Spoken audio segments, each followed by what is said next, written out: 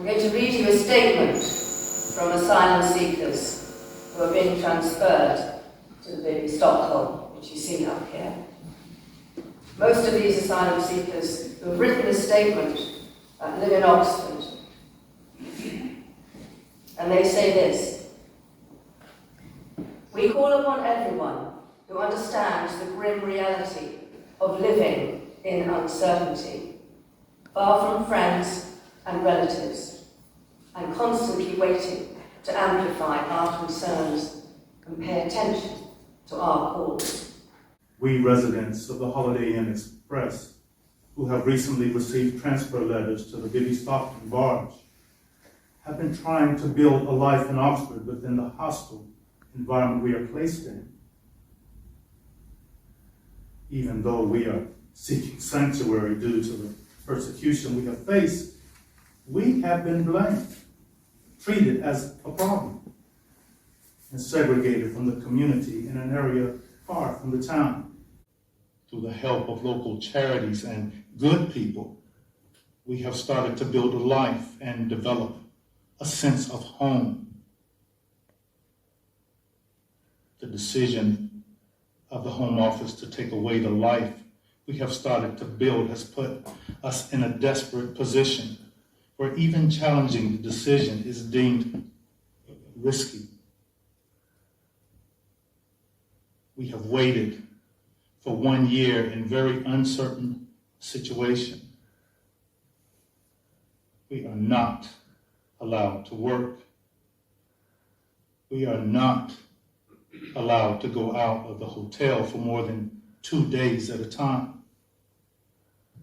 We do not have a private space because we are obliged to share a room with another person. We do not have an income, and we do not have a choice even about what we eat. We are a mixture of people who come from different backgrounds and have passed through lots of difficult situations. Some of us have witnessed the ruin of our communities and our countries. We left because it was unbearable. One of the people who received a transfer letter was tortured and imprisoned while fleeing persecution. He is traumatized and struggles with insomnia due to gruesome memories.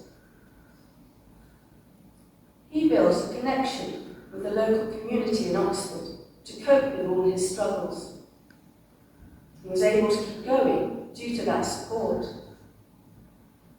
But now, because of the plan to transfer him to the boat, he's on the verge of losing his support. We are afraid for him. Most of us have lived here for 1 year in Oxford. We do not know why the government decided to uproot us. We just want to live a normal life. We have friends, we have local support. While our experiences may differ, our feelings about this matter are the same. We do not want to be displaced from the place we started to call home and from the people we started to call our friends and family.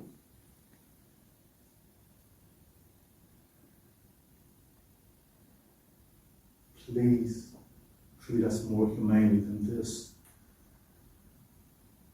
The transfer hugely impacts every one of us. We know we are in a position where our voice is constantly silenced. We know it's very unlikely that the authorities will respond to our pleas, but we want to shed light on this situation. The barge transfer is a disruption to the lives we are trying to live, to get together. It's a disruption to our mental health. The idea of living on a boat is extremely uncomfortable to many of us who have had traumatic experiences fleeing for our life via a boat.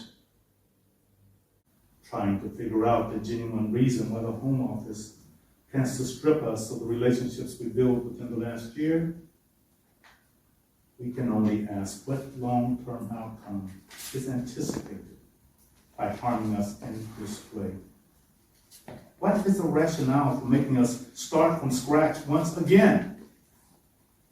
We call upon everyone who understands the grim reality of living in uncertainty, far from friends and relatives, and constantly waiting to amplify our concerns and pay attention to our calls.